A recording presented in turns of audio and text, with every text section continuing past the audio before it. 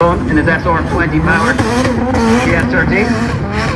Again, Neil qualifying through the Irish Championship this year. Very experienced driver behind the wheel. And Neil's doing a good job getting himself right here quite early today, and made a few passes of the circuit just to get himself started. Full commitment, and he takes the pendulum with him.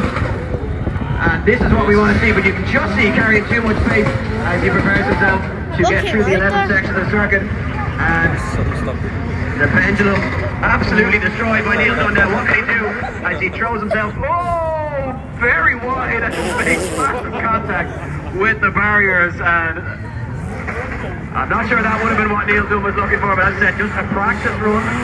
So he'll be learning the circuit, giving himself swinging quite wide there again. Just maybe needs to